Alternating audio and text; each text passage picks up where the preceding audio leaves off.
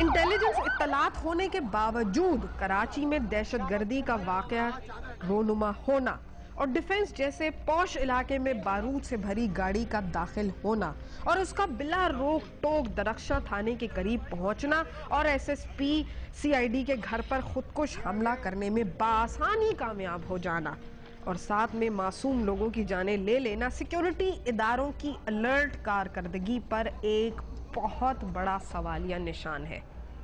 Police ने धमाके में 8 अफराद जाँ भाग होने की तस्दीक की है। जाँ भाग होने वालों में 6 पुलिस एहलकारों के अलावा एक स्कूल जाने वाला 8 साला बच्चा मुईद और उसकी वालदा मुमताज बीबी भी शामिल है। ये वो खातून थीं जो कराची में जब मैं उनके घर पहुंची तो एक मामूली इलाके में रहती हैं। उनके घर को देखते हुए इस बात का अंदाज़ा नहीं होता कि वो इस इलाके से आ रही थीं और फेज़ 8 के पॉश इलाके में एक स्कूल जा रही थीं। सारी सूरत हाल जो हमने वहाँ पर देखी नाज़रीन, उससे हमें इस बात का अंदाज़ा हुआ कि वो मासूम बच्चा जो न जाने अपनी आँखों में बेहतर मुस्तकबिल के ख्वाब सजाए वो वहाँ से निकला और रोज़ाना फेज़ 8 के स्कूल में आता था क्योंकि उसकी वालदा भी वहाँ पे पढ़ाती थी, तो उसको ये ऑप्शन मिला कि वो एक अच्छे स्कूल में तालीम हासिल कर सके। और आज सुबह भी मुईद यकीनन तैयार होकर अपनी वालदा के साथ स्कूल ही आ रहा था कि ये बम फट गया। नाजरीन, मैं उनके घर के अंदर गई, मैंने बहुत अपने आप को संभालने की कोशिश की, लेकिन शायद औलाद होने की वजह से, एक माँ खुद होने की वजह से मैं शायद अपने एहसासात और अपने इमोशंस को कंट्रोल नहीं कर सकी। रक़्क़त आमेज़ मनाजिर थे। सबसे ज़्यादा बात जो मुझे तकलीफ़ दे महसूस हुई वो ये कि उस घर के अंदर जब मैं गई तो वहाँ पर मुईद की छोटी छोटी गाड़ियाँ रखी हुई थीं और जो मुहीद की बॉडी का और उसकी वालदा की बॉडी का हाल था शायद मैं आप लोगों को एक्सप्लेन नहीं कर सकती। वहाँ क्या हुआ मैं चाहती हूँ कि आप देखें। सवाल यहाँ पर यह उठता है कि आखिर ख्वाब देखना भी इस मुल्क के अंदर क्या जुर्म हो गया है। एक इंसान जो किसी न किसी तरीके से छोटी छोटी चीज़ें जोड़कर अपनी ज़िंदगी बनाता है, अपने इर्द गिर्द अपने मकान की चीज़ें जमा करता है, अपनी आल औलाद अपने लोगों के लिए चीज़ें सोचता है कि कल सुबह उठकर वो ये काम करेगा वो काम करेगा, लेकिन शायद किसी को इस चीज़ का एहसास नहीं है कि इस वक्त पाकिस्तानियों का खून पानी हो गया है। इस हद तक बहाया जा रहा है कि किसी को इस बात का एहसास तक नहीं होता कि ये खून है किसी का।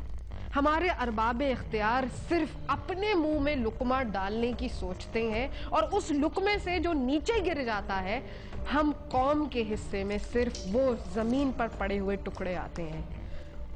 ये वक्त है कि लोग उठें और अपने लिए फैसला करें कि आखिर हमें किस मुल्क में रहना है और हमारी औलाद कहाँ सेफ है और क्या हालात हैं।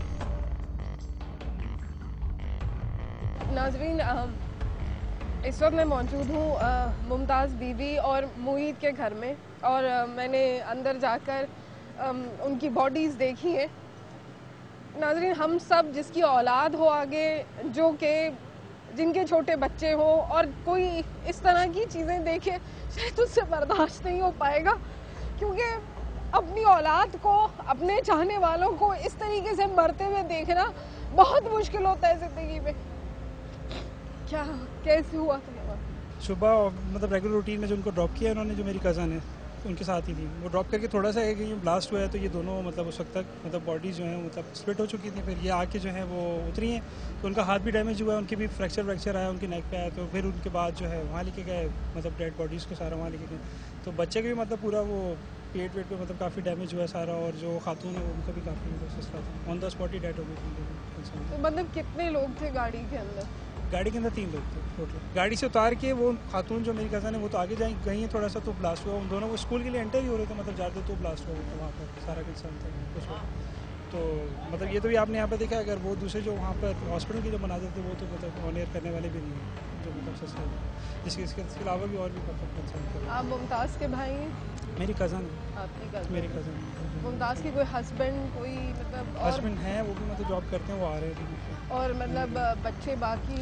ये इकलौता ही था। ये उनका इकलौता ही था, 8 साल इसकी उम्र में, 3rd क्लास में पढ़ता था। कौन सी क्लास? 3 क्लास में पढ़ता था? 3rd क्लास में था। 3rd क्लास में था। ही वांट टू बिकम कितने अ अरसे पायलट। से वो स्कूल जा रहे थे? मैं मतलब कि मैम इस स्कूल के अंदर तकरीबन 3 साल हो गए उनको। 3 साल से 3 साल से जा रहे हैं। सारे कुछ रेगुलर रूटीन में थे कंसर्न उनको। और मैं तो खुद भी मतलब सुबह पता चला तो अनएक्सपेक्टेड, मतलब हम तो ये दुआ कर रहे थे कि अल्लाह करे खबर झूठी हो, मतलब इंसान का। बस ये है कि आप सबको पता है वो रिस्पॉन्सिबल इस एक्ट के लिए, लेकिन अनएक्सपेक्टेड मतलब इस सिलसिले में। नाज़रीन, हमारे साथ मुमताज़ बीबी के भाई मौजूद हैं। वो बता रहे थे कि ये उनका खाली मुईद उनका खाली लख्त जिगर था, ग्रेड 3 में क्लास 3 में पढ़ता था। और नाज़रीन, अंदर के मनाजिर शायद मैं नहीं दिखा सके क्योंकि एक मासूम बच्चा, उसकी लाश पड़ी हो और उसकी माँ की पड़ी हुई हो, ये कहाँ का इंसाफ है? ये कहाँ की दुनिया है? क्यों इस तरीके से मासूम बच्चों को निशाना बनाते हैं, औरतों को निशाना बनाते हैं? ये कौन सा मजहब सिखाता है? ये कहाँ का इंसाफ है? मैं सिर्फ अपील करूंगी हमारे हुक्मरानों से, यह जो भी करता धरता है कि वो आगे बढ़े। और ये अब मौका है कि क्योंकि जिस तरीके से नाज़रीन मैंने आपको पहले भी फुटेजेस दिखाई है, उसके अंदर मैंने आपको बताने की कोशिश की है कि वो स्कूल्स वहाँ पे मौजूद हैं, मासूम बच्चे वहाँ पर जाते हैं। आज तो ये बेचारा मुईज़ इस दुनिया से चला गया, ये बहुत सारे बच्चे हो सकते थे। ये हमारी कौम का मुस्तकबिल है। हम अपनी कौम के लिए क्या कर रहे हैं? हम इन मासूम बच्चे जो यहाँ पर मेरे साथ बैठे हैं, जो मुईद का पुरसा देने के लिए आए हैं, हम इनको क्या पैगाम दे रहे हैं? हम इनके लिए क्या छोड़ के जा रहे हैं? क्या पाकिस्तान इस तरीके से कायम रह सकता है? क्या कराची की सूरत हाल को कोई हम बेहतरी की तरफ लेके जा सकते हैं, या हमें इसी तरीके से सिर्फ लाशें देखनी है और सिर्फ उनको कंधा देना है?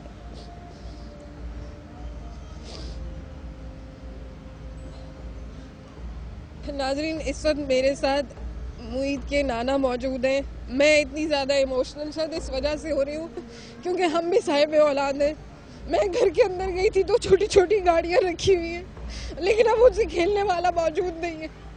उसके नाना मेरे साथ मौजूद है, हम उनसे गुफ्तगू करने की कोशिश करते हैं। मेरा नाम है जी रिटायर इंस्पेक्टर सैफुल्ला न्याजी। ये मुमताज़ जो है मेरी भतीजी है। बच्चे का नाम उसका मुईद है। ये स्कूल में टीचर है, वहाँ वाशनिंग में पढ़ाती है। अपनी बहन शनाज के साथ वो गाड़ी चला के ये मुमताज़ और उसका बच्चा वहाँ गए। वाशिंग स्कूल के सामने में था, बच्ची मेरी भतीजी का आगे स्कूल है दूसरी जो ज़ख्मी हुई है, वहाँ गाड़ी से जैसे इनको उतारा, धमाका हो गया। धमाका होने के बाद मौके की डेथ हो गई। ये वाक़या वाशिंग स्कूल में मुमताज़ नाम है, 30 साल उम्र है। बच्चा का नाम मुईद है, पहली पढ़ता है वहाँ KG में और 8-9 साल की उम्र है उसकी। बिस्मिल्लाहिर्रहमानिर्रहीम। मैं सबसे पहले तो इस इलाके का काउंसलर हूँ। हाजी मोहम्मद नूर खान मेरा नाम है। मैं इनका पड़ोसी भी हूँ और पीछे भी हम एक इस मियाँ वाली की हैं। मैं इस हमले को सख्त तरीन अल्फाज में कंडम करता हूँ और हुकूमत वक्त इस पे कोई तवज्जो दे, जबकि हुकूमत तवज्जो नहीं दे रही। हकीकत बात यह है, इन्होंने अपने टाइम पीरियड गुजारने के चक्कर में हैं और इस वक्त मुल्क तबाही के किनारे पर है। बम्बिंग आम हो गई है, कोई मसला ही नहीं है। कभी ज़माने में सुनते थे कि होता था, अब तो दिन में 4 दफ़ा अगर बम न फटे तो ना हुकूमत को सुकून है, ना करने वालों को सुकून है। तो खुदा के लिए इंसानियत के नाम पे इस चीज़ को बंद करना चाहिए। मेरी ये तजवीज़ है। ये कौन सा मजहब सिखाता है? जिस कोई तरीके मजहब से नहीं मासूम सिखाता बच्चों जी, को- बिल्कुल कोई नहीं सिखाता किसी मजहब। मैं समझता हूँ यहूदियों के मजहब में भी ये चीज़ नहीं है कि बमों के ज़रिए इंसानियत का कत्ल किया जाए। बम के ज़रिए किसी मजहब में भी नहीं है। ये कौन है, क्या खेल खेल रहे हैं, ये हमारी समझ से भी बाहर है। और मेरे ख्याल पाकिस्तान के 17 करोड़ 18 करोड़ आवाम भी इस पर नहीं समझ पा रही क्या खेल खेला जा रहा है। ये बहुत शुक्रिया। नाजरीन, आपने गुफ्तगू सुनी अहले इलाका की, उनके रिश्तेदारों की। यकीनन ये एक बहुत मुश्किल सवाल है, बहुत मुश्किल मौका है इस मुल्क के लिए, इस शहर के लिए, इस कौम के लिए। ये कौन सा मज़हब सिखाता है? नाज़रीन, मैं आपको अंदर के मनाजिर नहीं दिखा सकती क्योंकि वो शायद कोई भी माँ या कोई भी साहिब औलाद वो मनाजिर शायद देख नहीं सकता। हम मीडिया हाउसेस भी शायद उस फुटेज को चलाना शायद फेयर बात नहीं होगी, ये जुल्म होगा। लेकिन यहाँ पर सवाल यही उठता है कि आखिर कब तक हम अपने प्यारों की लाशें उठाएंगे, अपने मासूम बच्चों की लाशें उठाएंगे? हमारे साथ इंसाफ कब होगा? हम किसकी तरफ नजरें उठाएं, किससे इंसाफ मांगने जाएं, किससे मुंसफी चाहें? न जाने ये जुल्म कब ख़त्म होगा, हम कब हमारी आंखें खुलेंगी और हम अपनी कौम के लिए कुछ कर सकेंगे। नाज़रीन, आपको मेरा शो कैसे लगा? आप मुझे ईमेल कर सकते हैं कब तक @dawnnews.tv। कल तक के लिए अल्लाह हाफ़िज़।